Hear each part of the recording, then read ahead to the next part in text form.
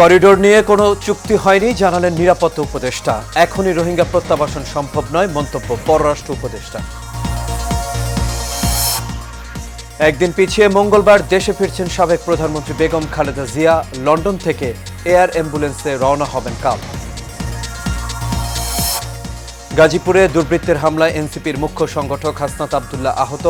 আওয়ামী সন্ত্রাসীদের বিচার না হওয়ায় এই ধরনের ঘটনা ঘটছে দাবি আদিবের। এবং দেশে বৈদেশিক মুদ্রার রিজার্ভ $22 বিলিয়ন ছাড়িয়েছে, ইতিহাসে দ্বিতীয় সর্বোচ্চ বলছে বাংলাদেশ ব্যাংক।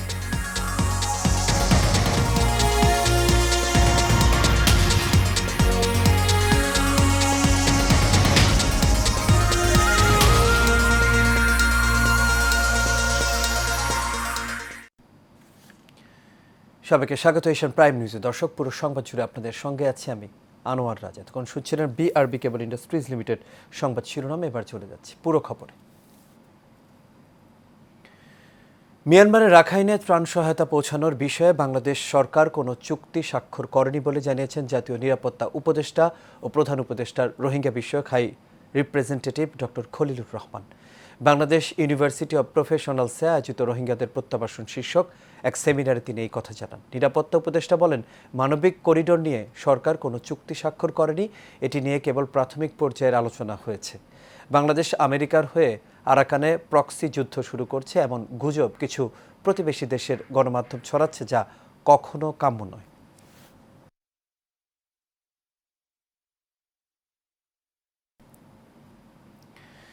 রোহিঙ্গাদের মিয়ানমারে নিরাপত্তা নিশ্চিত হওয়ার পরই তারা ফিরে যাবে বলে মন্তব্য করেছেন পররাষ্ট্র উপদেষ্টা মোহাম্মদ তৌহিদ হোসেন। বাংলাদেশ ইউনিভার্সিটি অব প্রফেশনালসে আয়োজিত রোহিঙ্গাদের প্রত্যাবাসন শীর্ষক এক সেমিনারে তিনি এসব কথা জানান। তৌহিদ হোসেন বলেন, আমরা এখনও কার্যকর কোনো সমাধান খুঁজে পাইনি। রোহিঙ্গাদের ফেরানোর দুটি দিক রয়েছে, একটি হলো অধিকার, অন্যটি নিরাপত্তা। এই বিষয়গুলো নিশ্চিত না হলে রোহিঙ্গারা ফিরে যাবে না। উপদেষ্টা এ সময় আরও জানান, স্থায়ী সমাধানে মিয়ানমারের সামরিক জান্তা, আরাকান আর্মি এবং জাতীয় ঐক্য সরকার, এই তিন পক্ষকেই যুক্ত হতে হবে।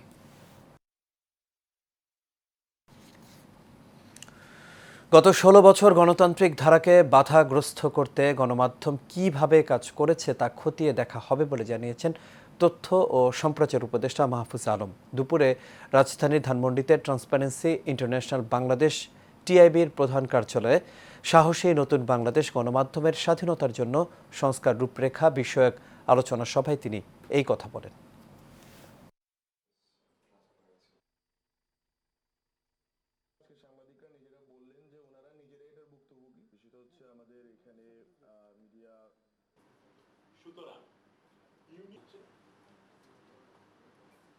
সাংবাদিকদেরকেও জনগণের প্রতি দায়বদ্ধ হইতে হবে।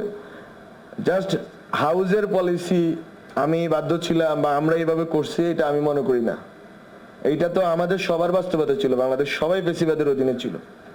তো আমি মনে করি যে এই দায়বদ্ধতা এবং পেশাদারিত্বটা আমরা দেখব সাংবাদিকদের, এবং আমরা আমাদের সরকার যতদিন আছে আমরা চেষ্টা করব রিফর্মগুলো বাস্তবায়ন করার জন্য ধীরে সুস্থে সবার সাথে কথা বলে, স্টেকহোল্ডারদের সাথে, এবং সাংবাদিকদের কল্যাণের জন্য যতটুকু আমরা করে যেতে পারি আমরা সব ততটুকু চেষ্টা করব। তো সবাইকে। বিএনপি গণমাধ্যমের স্বাধীনতার পক্ষে ছিল, আছে এবং ভবিষ্যতে থাকবে বলে জানিয়েছেন বিএনপির মহাসচিব মির্জা ফখরুল ইসলাম আলমগীর। মুক্ত গণমাধ্যম দিবস উপলক্ষে আয়োজিত আলোচনা সভায় মির্জা ফখরুল এসব কথা বলেন। মির্জা ফখরুল এ সময় আরও জানান, রাতারাতি কোনো দেশে গণতন্ত্র প্রতিষ্ঠিত হয় না, গণতন্ত্র চর্চার মাধ্যমে প্রতিষ্ঠিত হয়, আর এই স্বাধীন গণমাধ্যমের মাধ্যমেই গণতন্ত্র পূর্ণতা পায়। আমি একটা কথা খুব জোর দিয়ে বলতে চাই যে আমার দলই তো প্রথম যারা সংবাদপত্রের স্বাধীনতাকে ওপেন করেছিল 1975 সালে। তার আগে একদিনের শাসন ব্যবস্থা 5 সাল হয়েছিল, সব সংবাদপত্র বন্ধ করে দেওয়া হয়েছিল। এই কথাটা কিন্তু কেউ আলোচনা করেননি। আজকে 4টি সংবাদপত্র ছাড়া সমস্ত রাজনৈতিক দলকে আপনার যেমন নিষিদ্ধ করা হয়েছিল, সংবাদপত্রগুলোকে নিষিদ্ধ করে দেওয়া হয়েছে। লন্ডনে চিকিৎসাধীন বিএনপি চেয়ারপারসন ও সাবেক প্রধানমন্ত্রী বেগম খালেদা জিয়ার দেশে ফেরার তারিখ একদিন পিছিয়ে 6 মে নির্ধারণ করা হয়েছে। বিষয়টি নিশ্চিত করেছেন বিএনপি চেয়ারপারসনের মিডিয়া উইংয়ের সদস্য শাইরুল কবির খান। তিনি জানান, কাতারের আমিরের দেয়া একটি বিশেষ এয়ার অ্যাম্বুলেন্সে করে বেগম জিয়া লন্ডন ত্যাগ করবেন এবং পরদিন বাংলাদেশে এসে পৌঁছাবেন। এদিকে বিএনপির মহাসচিব মির্জা ফখরুল ইসলাম আলমগীর বলেন, 2 পুত্রবধূকে সঙ্গে নিয়ে কাতারের রয়্যাল এয়ার অ্যাম্বুলেন্সেই দেশে ফিরবেন বেগম খালেদা জিয়া। তিনি জানান, সবার আবেগ আছে, সবাই উচ্ছ্বসিত, খালেদা জিয়াকে অভ্যর্থনা দিতে প্রস্তুত আছে সবাই।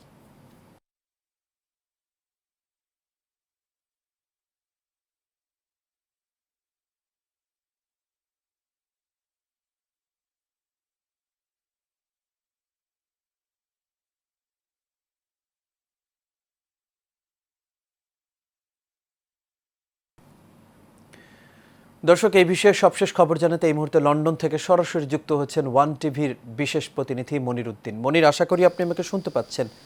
মনির, বেগম খালেদা জিয়া তো আগামীকাল বাংলাদেশের উদ্দেশ্যে রওনা হবেন। সার্বিক পরিস্থিতির এবং সার্বিক প্রস্তুতি নিয়ে কি খবর আছে আপনার কাছে জানাবেন আমাদের। জি, অনেক ধন্যবাদ আপনাকে আমাকে লন্ডন থেকে যুক্ত করবার জন্য। রাজ, আপনি যেমনটি নিউজে বলেছেন, বিএনপি চেয়ারপারসন বেগম খালেদা জিয়া আগামীকাল সোমবার 5ই মে লন্ডনের হিথ্রো থেকেই এয়ার অ্যাম্বুলেন্স করে বাংলাদেশের উদ্দেশ্যে রওনা হবেন এবং বাংলাদেশে পরের দিন 6ই মে সকালে জি আন্তর্জাতিক বিমানবন্দরে অবতরণ করবেন। এটি এটি যেমনকি আমাদের কাম্য ছিল এবং আমরা এই নিউজটি জানতাম। মাঝখানে একটু আমরা আরো নিউজ দেখেছি যে বেগম খালেদা জিয়া বাংলাদেশ বিমানে করে যাবার একটি প্রস্তাবনা পেয়েছেন এবং সেটি উনি সাদরেই ফিরিয়ে দিয়েছেন। সেখানে বিমান থেকে বলা হয়েছে বেগম খালেদা জিয়াকে আগে সিলেটে না নিয়ে ঢাকায় ল্যান্ড করে দেন সিলেটের যাত্রীদের। তাদের নিরাপত্তা এবং বিঘ্ন তাদের যাত্রা বিলম্বিত হবে এটি বিবেচনা করে উনি রিফিউজ করেছেন এবং আমরা আরো দেখেছি সেখানে একটা নিরাপত্তা ঝুঁকি ছিল। আগে সরকারের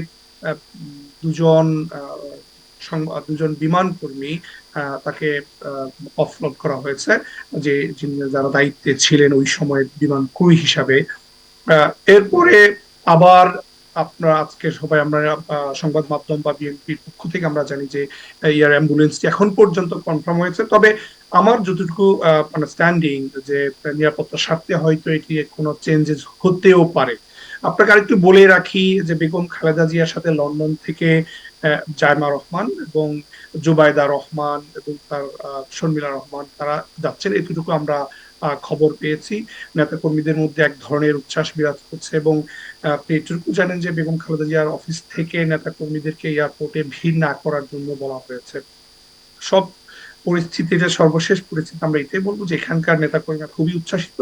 16 বছর পরে যে ফ্যাসিস্টের বিয়োগ বাংলাদেশের রাজনীতি থেকে পতিত হয়েছে, এরপরে তারা আগামীকালকে বেগম খালেদা জিয়াকে রিসিভ করবেন, যেটি মানডে রওনা দিবেন। মঙ্গলবারে গিয়ে বাংলাদেশে তার এয়ার অ্যাম্বুলেন্সটি অবতরণ করবেন এবং কাতারের আমিরের দেয়া সেই এয়ার অ্যাম্বুলেন্সে যাবেন। এখন পর্যন্ত এটি আমরা নিশ্চিত করতে পারি। জি রাজ। মনির, আপনাকে অসংখ্য ধন্যবাদ। অবশ্যই বাংলাদেশের যে নেতাকর্মীরা আছে বিএনপির, তারাও অবশ্যই উচ্ছ্বসিত হবেন এই খবরটি পেয়ে। আপনাকে অসংখ্য ধন্যবাদ। দর্শক, চলে যাচ্ছি পরবর্তী খবরে। গাজীপুরে জাতীয় নাগরিক পার্টি এনসিপির দক্ষিণাঞ্চলের মুখ্য সমন্বয়ক নেতা হাসনাত আবদুল্লার গাড়িতে হামলার ঘটনা ঘটেছে। রোববার সন্ধ্যায় নগরীর চান্দনা চৌরাস্তা এলাকায় এই ঘটনা ঘটে বলে এনসিপি নেতারা জানিয়েছেন। এনসিপির আরেক মুখ্য সমন্বয়ক সার্জিস আলম এক ফেসবুক পোস্টে বলেছেন, হাসনাতের গাড়িতে 10 থেকে 12 জন সন্ত্রাসী গাজীপুর এলাকায় হামলা করেছে। এতে হাসনাত আহত হয়েছে। এনসিপির জ্যেষ্ঠ যুগ্ম আহ্বায়ক আরিফুল ইসলাম আদিব বলেন, গাজীপুর থেকে ফেরার সময় সন্ধ্যা 7টার দিকে হাসনাত আবদুল্লার ওপর সন্ত্রাসীরা হামলা চালিয়েছে। 10 থেকে 12টি বাইকে ধাওয়া করে তার গাড়িতে হামলা করা হয়। এতে গাড়ির গ্লাস ভেঙে তার শরীরেও আঘাত লাগে। অভ্যুত্থানের মূল নেতৃত্বের ওপর সন্ত্রাসীদের এরকম হামলা উদ্বেগজনক এবং ফ্যাসিবাদী আওয়ামী লীগের সন্ত্রাসীদের এখনও বিচারের আওতায় না আনায় এই ধরনের ঘটনা সংঘটিত হচ্ছে। স্বজনদের কাছে পাঠানো প্রবাসীদের আয়ের অর্থ আগের মাসের রেকর্ড ছাপিয়ে না গেলেও রেমিটেন্স পাঠানোর হারে উৎফুল্লন বজায় রয়েছে। সদ্য শেষ হওয়া এপ্রিলে দেশের ইতিহাসে দ্বিতীয় সর্বোচ্চ রেমিটেন্স এসেছে, যা আগের বছরের একই মাসের চেয়ে 34.80% বেশি। ব্যাংকিং চ্যানেলে এপ্রিলে প্রবাসীদের $3 বিলিয়ন রেমিটেন্স পাঠানোর তথ্য রোববার দিয়েছেন বাংলাদেশ ব্যাংকের মুখপাত্র নির্বাহী পরিচালক আরিফ হোসেন খান। আগের বছর একই মাসে রেমিটেন্স এসেছিল $2.04 বিলিয়ন, অর্থাৎ এক বছরের ব্যবধানে রেমিটেন্স আশা বেড়েছে 34.80%। এর আগের মাস মার্চে রোজার ঈদকে ঘিরে প্রবাসীরা $3.29 বিলিয়ন রেমিটেন্স দেশে পাঠিয়েছিলেন, যা একক মাসের হিসেবে এখন পর্যন্ত সর্বোচ্চ। বাংলাদেশ ব্যাংকের তথ্য বলছে, দেশের ইতিহাসে এর আগে সবচেয়ে বেশি রেমিটেন্স এসেছিল 2024 সালের ডিসেম্বরে $2.64 বিলিয়ন। এই হিসেবে সদ্য সমাপ্ত এপ্রিলে যে পরিমাণ রেমিটেন্স এসেছে তা দ্বিতীয় সর্বোচ্চ।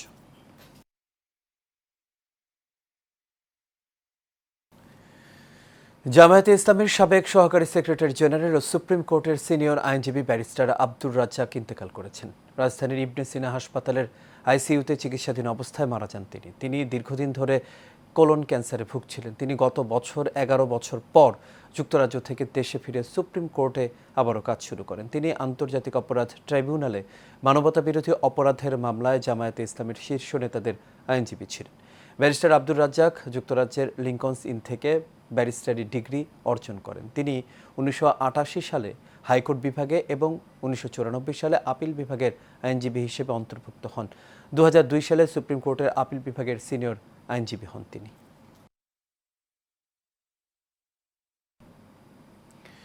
ঢাকাস্থ দাউদকান্দি উপজেলা জাতীয়তাবাদী ফোরামের নবগঠিত কমিটির অভিষেক অনুষ্ঠান উপলক্ষে এক আলোচনা সভা সাংস্কৃতিক অনুষ্ঠানের আয়োজন করা হয়েছে। ঢাকাস্থ দাউদকান্দি উপজেলা জাতীয়তাবাদী ফোরামের নবগঠিত কমিটির অভিষেক উপলক্ষে এক আলোচনা সভা সাংস্কৃতিক অনুষ্ঠানের আয়োজন করা হয়। বিকেলে রাজধানীর ডিপ্লোমা ইঞ্জিনিয়ার্স ইনস্টিটিউশন মিলনায়তনে অনুষ্ঠিত এই অনুষ্ঠানে সভাপতিত্ব করেন মোহাম্মদ আনোয়ার হোসেন। অনুষ্ঠানের প্রধান অতিথি ছিলেন বিএনপির জাতীয় নির্বাহী কমিটির সদস্য ডক্টর খন্দকার মারুফ হোসেন। বক্তারা বলেন, আগামী দিনে ডক্টর খন্দকার মোশাররফ হোসেনের নেতৃত্বে ঐক্যবদ্ধভাবে দলীয় কার্যক্রম পরিচালনা করা হবে এবং জাতীয়তাবাদী আদর্শ বাস্তবায়নে সকলে একসাথে কাজ করবেন। সংবাদের এই পর্যায়ে থাকছে খেলার খবর।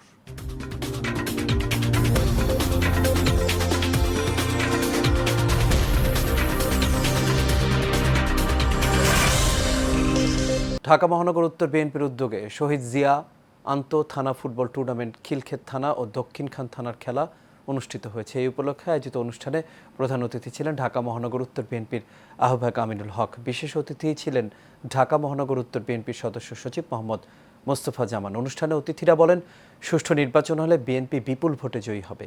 অবিলম্বে নির্বাচন দিতে সরকারের প্রতি আহ্বান জানান তারা। এ সময় আরও উপস্থিত সিনিয়র যুগ্ম আহ্বায়ক মোস্তাফিজুর রহমান সেগুন, যুগ্ম আহ্বায়ক এস.এম. জাহাঙ্গীর সহ আরও অনেকে উপস্থিত ছিলেন। এছাড়াও খিলক্ষেত তলনা উচ্চ বিদ্যালয় মাঠে অনুষ্ঠিত খেলায় দক্ষিণখান থানা 4টি গোল দিয়ে জয়লাভ করে।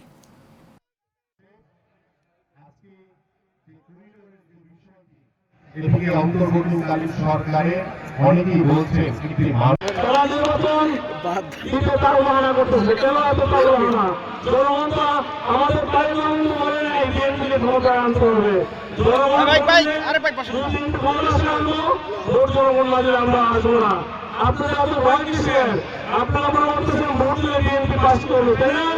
আমরা আপনাদের এই বিবাহ স্বপ্ন বাস্তবায়ন হতে দিব না ইনশাআল্লাহ। আর এরই সাথে শেষ খবর এশিয়ান প্রাইম নিউজ। তবে যাবার আগে বিআরবি কেবল ইন্ডাস্ট্রিজ লিমিটেড সংবাদ শিরোনামগুলো দেখে নেব দর্শক আরও একবার।